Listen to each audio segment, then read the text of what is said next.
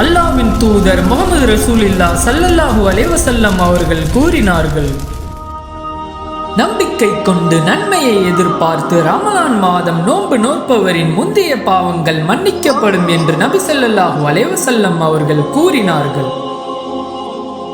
அல்லாஹ்வின் தூதர் நபி ஸல்லல்லாஹு அலைஹி வஸல்லம் அவர்கள் கூறினார்கள், ஒரு நோன்பிற்கு அல்லாஹ் 70 வருடங்கள் நம்மை நரக நெருப்பில் இருந்து பாதுகாத்துக் கொள்கிறான். அல்லாஹ்வின் தூதர் நபி ஸல்லல்லாஹு அலைஹி வஸல்லம் அவர்கள் கூறினார்கள், ரமலான் மாதம் வந்துவிட்டால் சொர்க்கத்தின் கதவுகள் திறக்கப்படும்,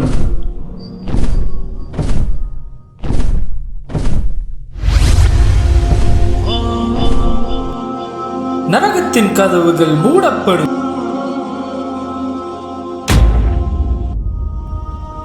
ஷைத்தான்கள் விலங்கிடப்படுகின்றன என்று முஹம்மது நபி ஸல்லல்லாஹு அலைஹி வஸல்லம் அவர்கள் கூறினார்கள்.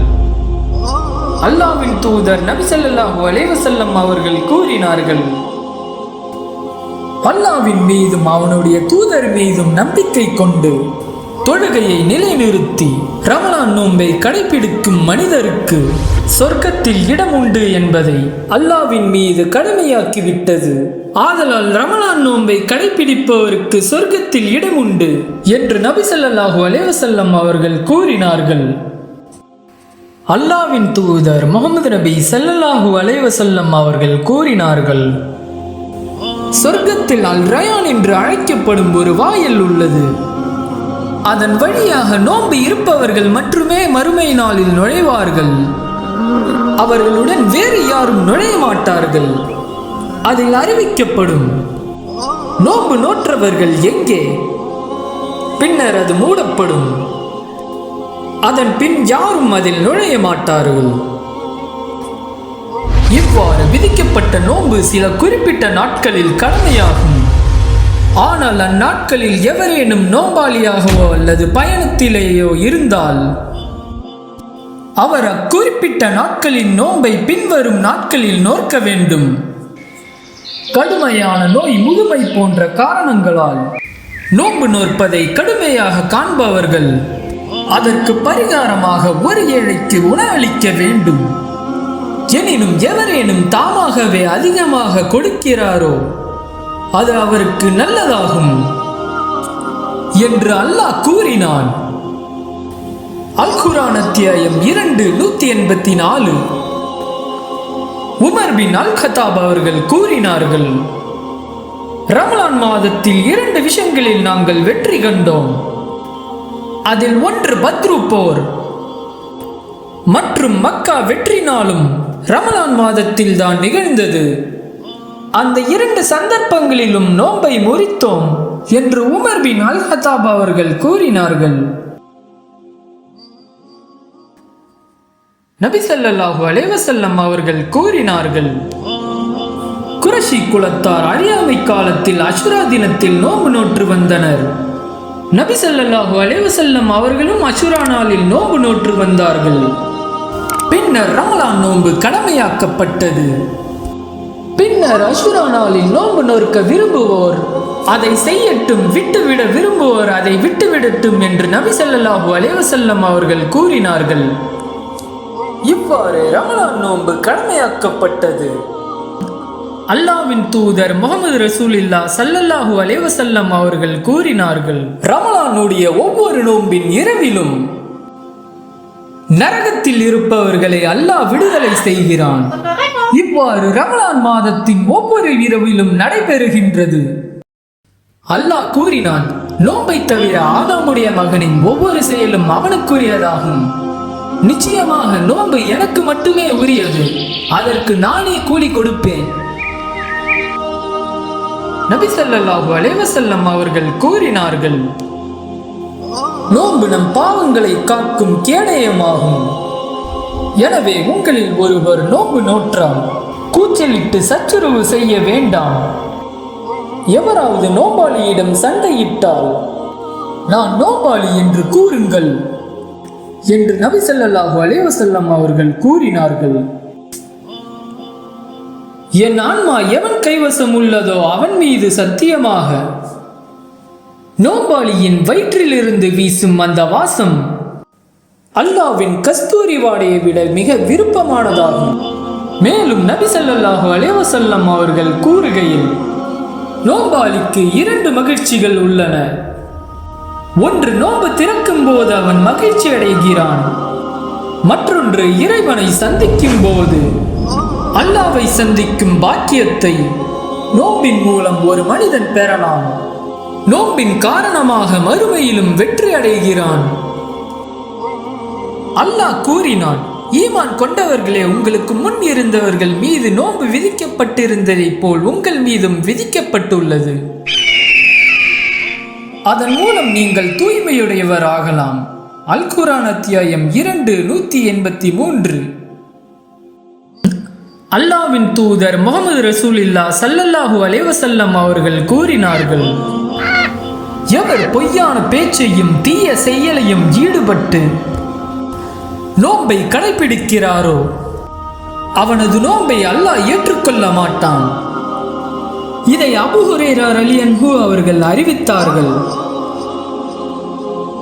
நபி ஸல்லல்லாஹு அலைஹி வஸல்லம் அவர்கள் கூறினார்கள், நோன்பும் குர்ஆனும் கியாம நாளில் அடியானுக்கு பரிந்துரை செய்யும். இறைவா, இந்த அடியானை நான் பகலில் உணவை விட்டும் ஆசைகளை விட்டும் தடுத்து விட்டேன். இவர் விஷயத்தில் என் பரிந்துரையை ஏற்றுக்கொள் என்று நோன்பு கூறும். இரவில் அவருடைய தூக்கத்தை தடுத்து விட்டேன். ஆகவே இவருடைய விஷயத்தில் என் பரிந்துரையை ஏற்றுக்கொள் என்று குர்ஆன் கூறும். இவை 2 பரிந்துரையை அல்லாஹ் ஏற்றுக்கொள்வான்.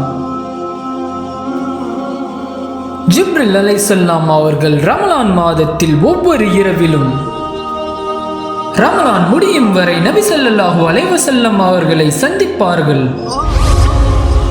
நபி ஸல்லல்லாஹு அலைஹி வஸல்லம் அவர்கள் ஜிப்ரில் அலைஹிஸ்ஸலாம் அவர்களிடம் திருக்குர்ஆனை ஓதி காட்டுவார்கள்.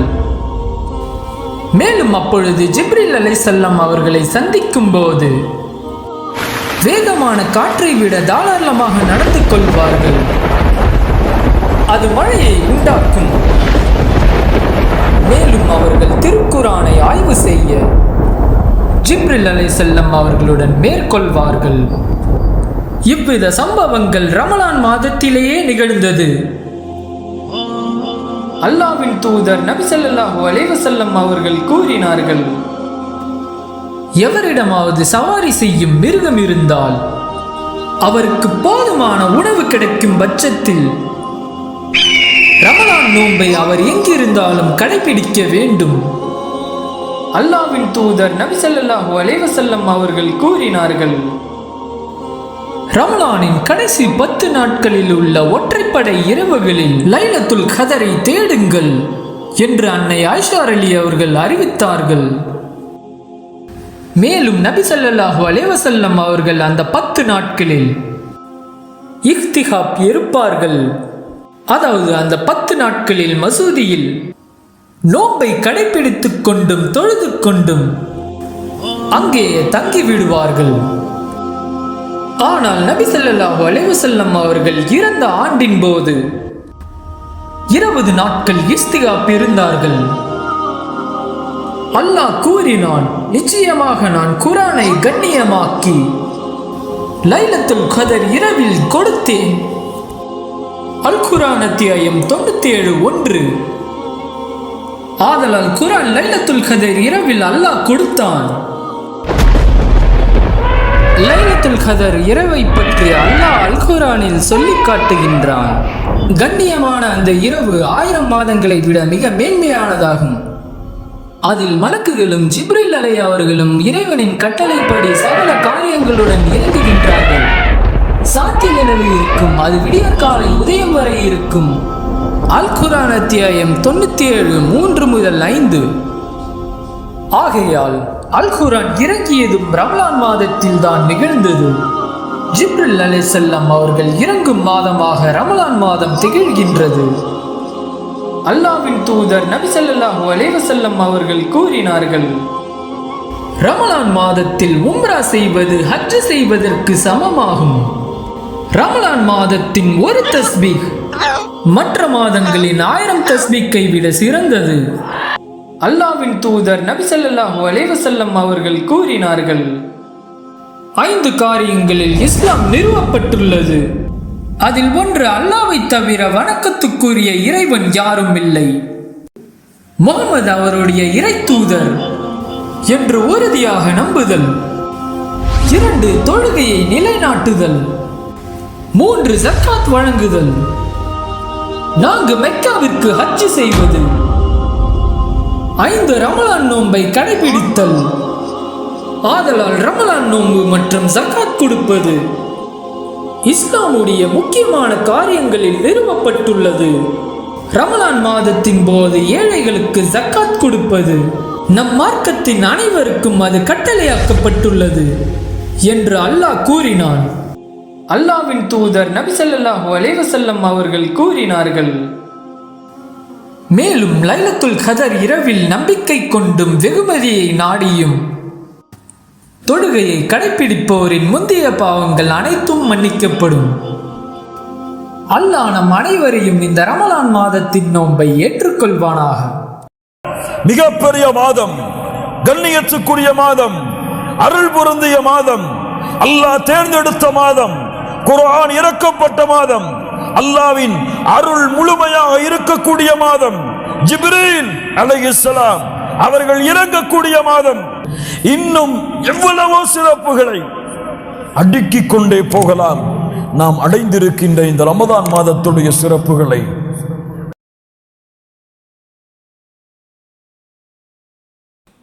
இது போன்ற அனிமேஷன் வீடியோஸ் பார்க்க இஸ்லாம் யூனிவர்ஸ் அனிமேஷன் சேனலை சப்ஸ்கிரைப் பண்ணுங்க. மேலும் உங்களுக்கு பிடிச்ச தலைப்பை கமெண்ட் பாக்ஸில் கமெண்ட் பண்ணுங்க. விரைவில் அந்த தலைப்பை அனிமேஷனில் பார்த்து மகிழுங்க.